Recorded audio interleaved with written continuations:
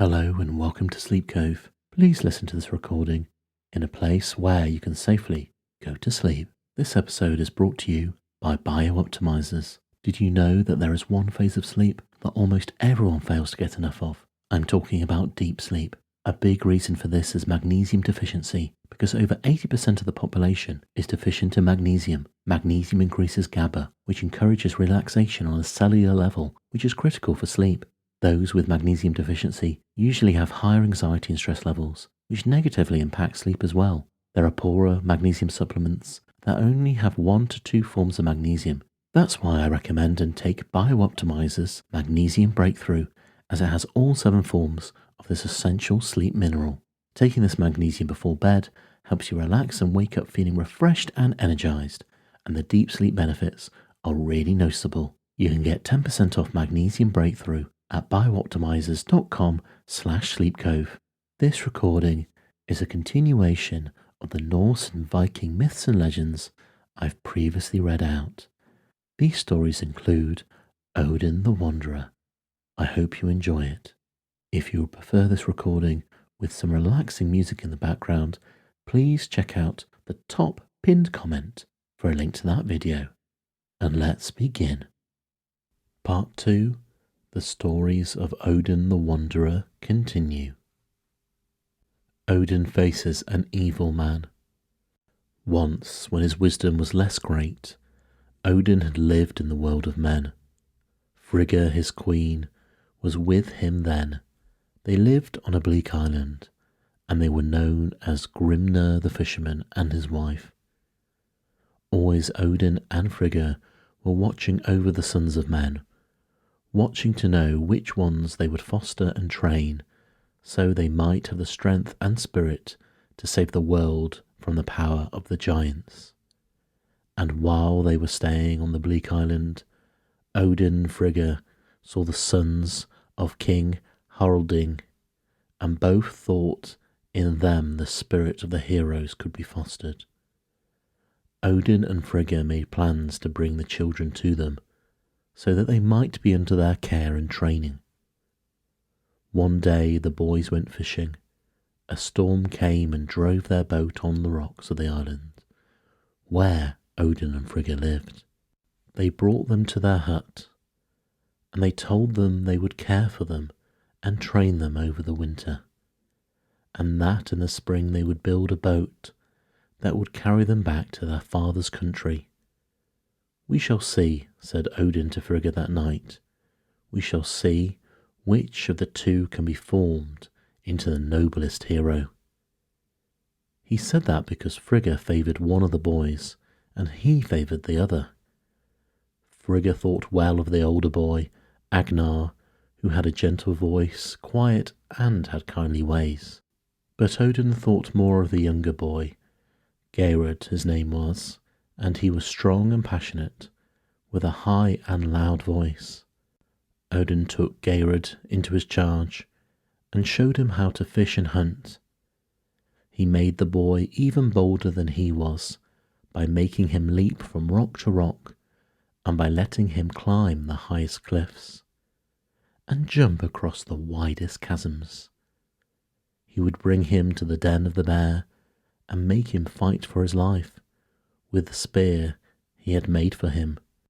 Agnar went to the chase too, and showed his skill and boldness, but Geirröd overcame him in nearly every trial. What a hero Geirröd would be, Odin would often say. Agnar strayed often with Frigga. He would stay beside her while she spun, listening to the tales she told, and asking such questions as brought him more and more wisdom. And Agnar heard of Asgard, and of the dwellers in Asgard, and how they protected Midgard, the world of men, from the giants of Jotunheim. Agnar, though he did not speak out, said in his own mind that he would give all his life and all his strength and all his thought to helping the work of the gods. Spring came, and Odin built a boat for Geirröd and Agnar. They could go back now to their own country, and before they set out, Odin told Geirröd that one day he would come to visit him. "And do not be too proud to receive a fisherman in your hall, Gerard," said Odin. "A king should give welcome to the poorest who comes to his hall." "I will be a hero, no doubt about that," Gerard answered, "and I would be king too, only Agnar Littlegood was born before me." Agnar bade goodbye to Frigga and Odin, and thanking them for their care they had taken to Gerard and himself, he looked into Frigga's eyes and he told her that he would strive to learn how he might fight the battle for the gods.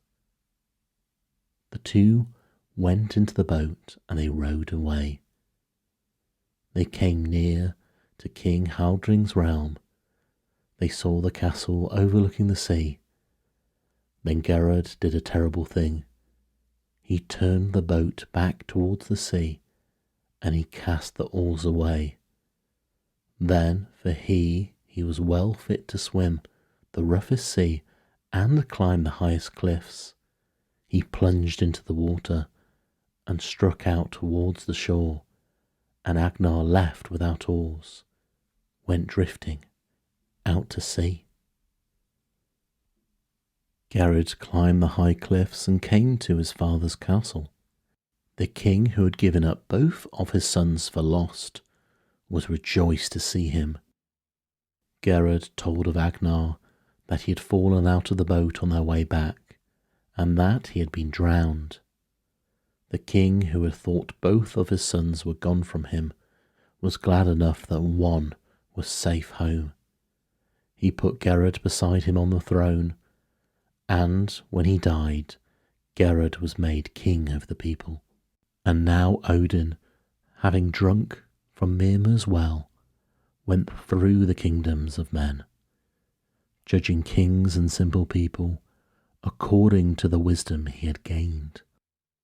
He came at last to the kingdom that Gerard ruled over. Odin thought that of all the kings he had judged to be noble, Gerard would assuredly be the noblest. He went to the king's house as a wanderer, blind of one eye, wearing a cloak of dark blue, with a wondrous staff in his hands. As he drew near, the king's horsemen on dark horses came riding behind him. The first of the men did not turn his horse as he came near the wanderer, but rode on, nearly trampling him to the ground. As they came before the king's house, the men of the dark horses shouted for servants. Only one servant was in the stable. He came out and took the horse of the first man. Then the others called upon the wanderer to tend to their horses. He had to hold the stirrups for some of them to dismount. Odin knew who the first man was. He was Gerard the king, and he knew who the man who had served in the stable was. He was Agnar, Gerard's brother. By the wisdom he had gained, he knew that Agnar had come back to his father's kingdom in the guise of a servant, and he knew that Gerard did not know who the servant was. They went into the stable together. Agnar took bread and broke it and gave some to the wanderer. He gave him 2 straw to seat himself on, but in a while Odin said, "I would seat myself at the fire in the king's hall and eat my supper of meat." "Nay, stay here," Agnar said. "I will give you more bread and a wrap to cover yourself with. Do not go to the door of the king's house, for the king is angry today, and he might repulse you." "How?" said Odin. "A king turn away a wanderer who comes to his door? It cannot be that he would do it." "Today he is angry," Agnar said. Again he begged him not to go to the door of the king's house. But Odin rose up from the straw on which he was seated and went to the door. A porter, hunchbacked and with long arms, stood at the door. "I am a wanderer, and I would like to have a rest and have food in the king's hall," Odin said. Not in this king's hall, said the hunchback porter. He would have barred the door to Odin, but the voice of the king called him away. Odin then strode into the hall and saw the king at table with his friends, all dark-bearded and cruel-looking men. And when Odin looked upon them, he knew that the boy whom he had trained in nobility had become a king over robbers. Since you have come into the hall where we eat, sing to us, wanderer, shouted one of the dark men. Aye, I will sing to you, said Odin. Then he stood between two of the stone pillars in the hall and sang a song reproaching the king for having fallen into an evil way of life and denouncing all for following the cruel way of robbers. Seize him, said the king, when Odin's song was finished. The dark men threw themselves upon Odin and put chains around him and bound him between the stone pillars of the hall. He came into this hall for warmth, and warmth he shall have, said Gerard. He called upon his servants to heap up wood around him, and they did this.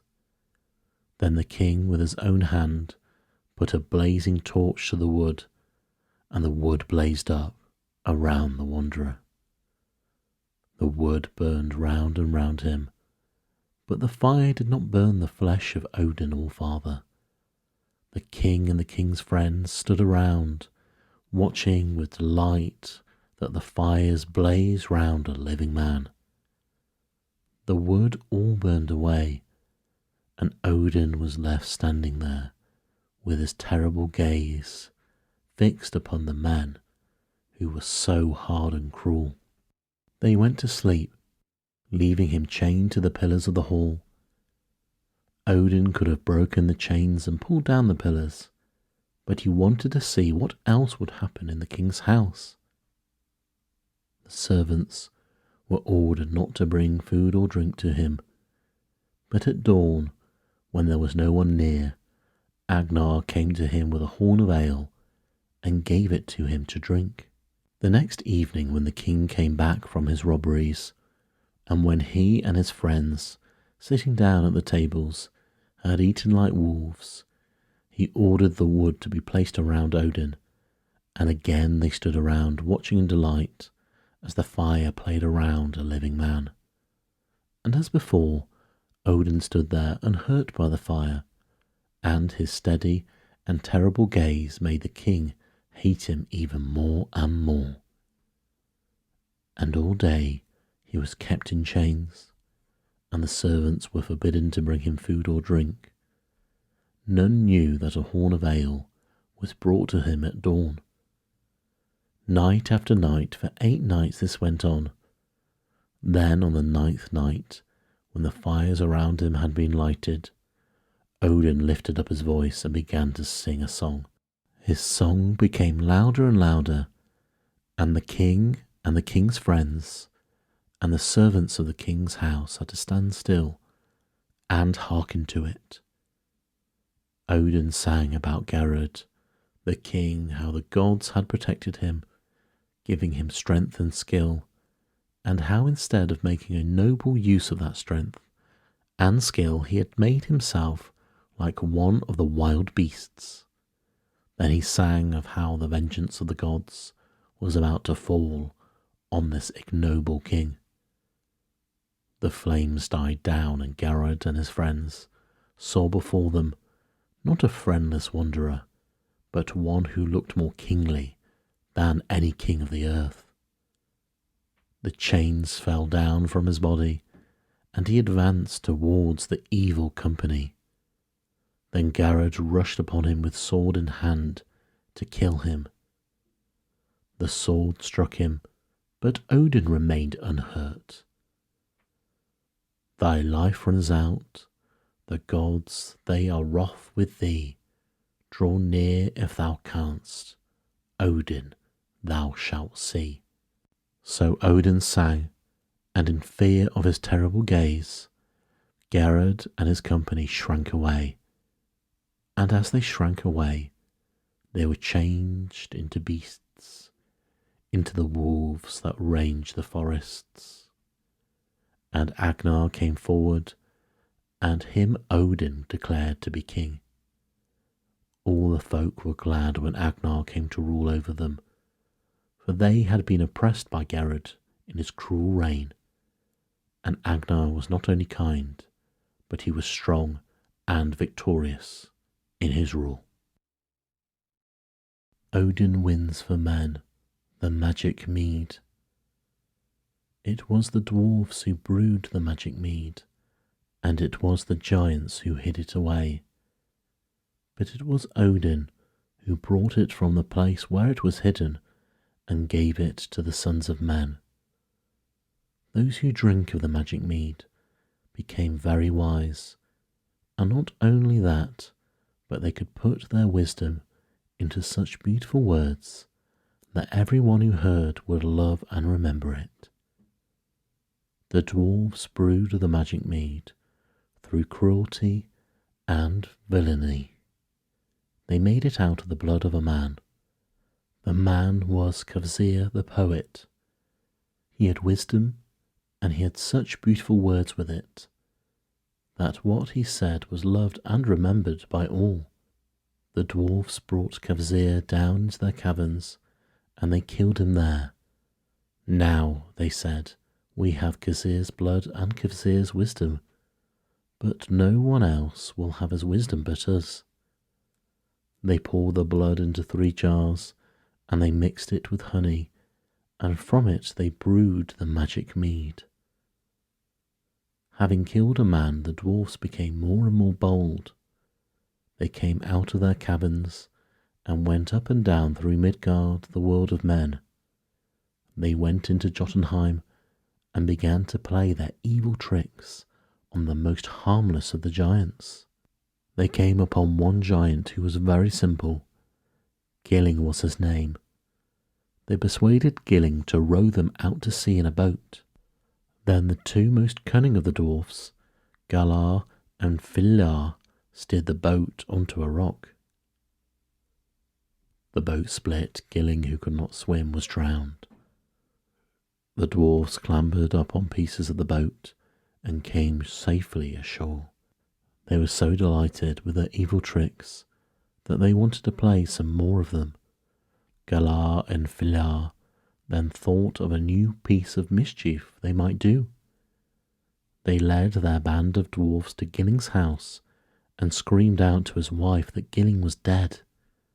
The giant's wife began to weep and lament as she rushed out of the house weeping and clapping her hands. Now Galar and Filar had clambered up onto the lintel of the house, and as she came running out, they cast a millstone on her head. It struck her, and Gilling's wife fell down dead. More and more the dwarfs were delighted at the destruction they were making. They were so insolent now that they made up songs and sang them, and the songs were all of a boast of how they killed Kvasir the poet and Gilling the giant and Gilling's wife. They then stayed around Jotunheim, tormenting all whom they were able to torment, and flattering themselves that they were great and strong. They stayed too long, however. Suttung, Gilling's brother, tracked them down and captured them. Suttung was not harmless and simple like Gilling, his brother. He was cunning, and once they were in his hands, the dwarfs had no chance of making an escape. He took them and left them on a rock in the sea, a rock that the tide would cover. The giant stood up in the water taller than the rock, and the tide as it came in did not rise above his knees. He stood there watching the dwarfs as the water rose up round them, and they became more and more terrified. "Oh, take us off this rock, good Suttung," they cried out to him. "Take us off the rock, and we will give you gold and jewels. Take us off the rock, and we will give you a necklace as beautiful as it brings a gammon." So they cried out to him, but the giant only laughed at him. He had no need of gold or jewels. Then Filar and Galar cried out, "Take us off the rock, and we'll give you the jars of the magic mead we have brewed." "The magic mead," said Suttung. "This is something that no one else has. It would be well to get it, for it might help us in the battle against the gods. Yes, I will get the magic mead from them." He took the band of dwarfs off the rock, but he held Galar and Filar, their chiefs, while the others went into their cabins and brought up the jars of the magic mead. Suttung took the mead and brought it to a cavern in a mountain near his dwelling, and thus it happened that the magic mead, brewed by the dwarfs through cruelty and villainy, came into the hands of the giants. And the story now tells how Odin, the eldest of the gods, at that time in the world as Bedtime the Wanderer, took the magic mead out of Suttung's possession and brought it into the world of men. Now Suttung had a daughter named Gunnlod, and she, by her goodness and her beauty, was like Gerda and Skadi, the giant maids whom the dwellers in Asgard favoured. Suttung thought he might have a guardian for the magic mead, enchanted Gunnlod, turning her from a beautiful giant maiden into a witch with long teeth and sharp nails. He shut her into the cavern where the jars of the magic mead were hidden. Odin heard of the death of Kavasir, who he honoured above all men. The dwarfs who slew him had closed up in their caverns so that they were never again able to come out into the world of men. And then he set out to get the magic mead, that he might give it to men, so that, tasting it, they would have wisdom, and words would be at their command that would make wisdom loved and remembered. How Odin won the magic mead out of the rock-covered cavern where Suttung had hidden it, and how he had broke the enchantment that lay upon Gunnlod, Suttung's daughter, is a story often told around the hearths of men. 9 strong thralls were mowing in a field as a wanderer went by clad in a dark blue cloak and carrying a wanderer's staff in his hand. One of the thralls spoke to the wanderer. "Tell them in the house of Bagi up yonder that I can mow no more until a whetstone to sharpen my scythe is sent to me." "Here is a whetstone," said the wanderer, and he took one from his belt. The thrall who had spoken whetted his scythe with it and began to mow. The grass went down before his scythe as if the wind had cut it. "Give us the whetstone, give us the whetstone," cried the other thralls. The wanderer threw the whetstone amongst them, leaving them quarrelling over it, and went on his way. The wanderer came to the house of Bagi, the brother of Suttung. He rested in Bagi's house, and at supper time he was given food at the great table. And while he was eating with the giant, a messenger from the field came in. "Bagi," said the messenger, "your 9 thralls are all dead. They killed each other with their scythes, fighting in the field about a whetstone. There are no thralls now to do your work." "What shall I do? What shall I do?" said Bagi the giant. "My fields will not be mown now, and I shall have no hay to feed my cattle and my horses in the winter." "I might work for you," said the wanderer. "One man's work is no use to me," said the giant. "I must have the work of 9 men."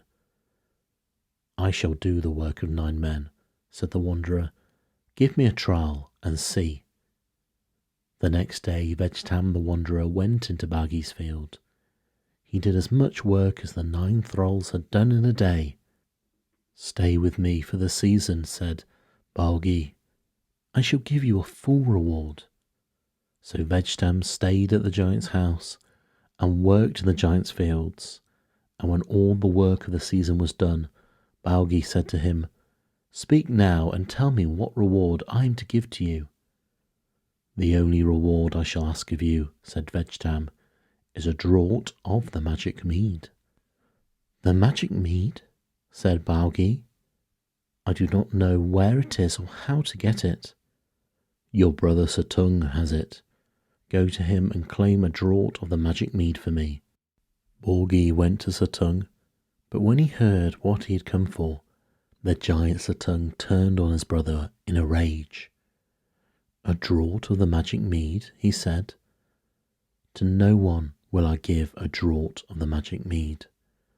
I have not enchanted my daughter Gunnlod so that she may watch over it, and you tell me that a wanderer who has done the work of 9 men for you asks a draught of the magic mead for his fee?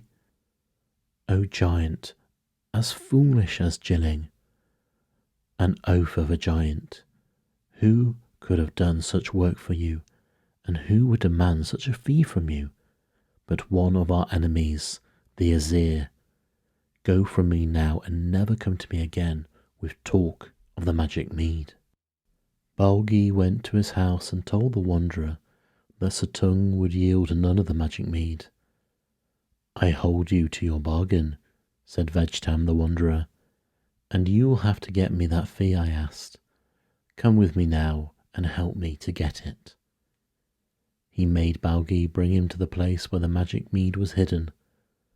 The place was a cavern in the mountain. In front of that cavern was a great mass of stone. "We cannot move that stone, nor get through it," said Baugi. "I cannot help you with your fee." The wanderer drew an auger from his belt. "This will bore through the rock, if there is strength behind it. You have the strength, giant. Begin now and bore." Baugi took the auger in his hands and bored with all his strength, and the wanderer stood by leaning on his staff, calm and majestic, in his cloak of blue. "I have made a deep, deep hole. It goes through the rock," Baugi said at last.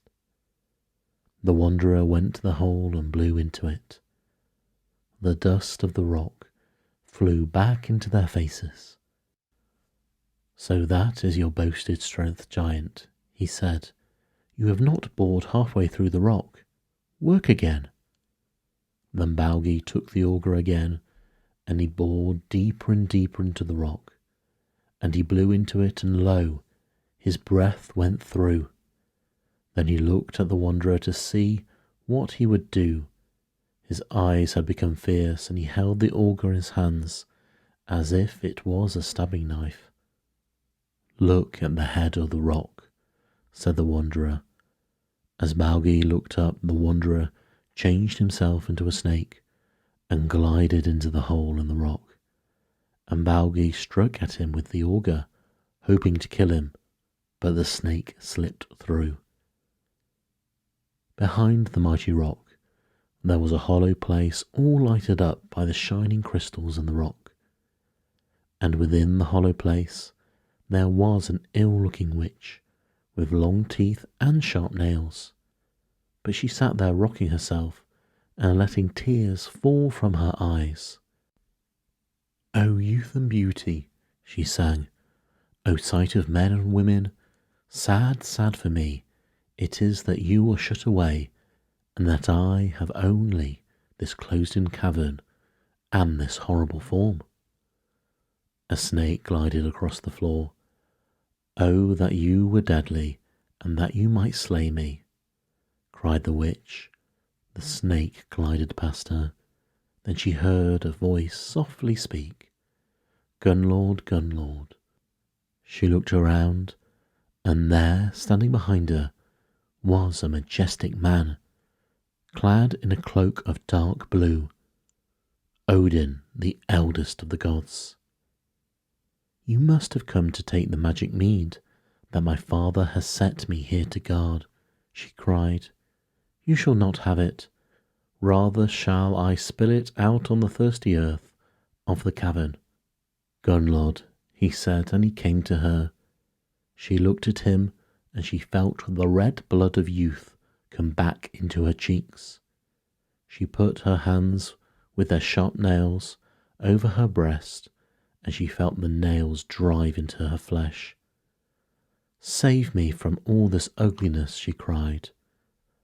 "I will save you," Odin said.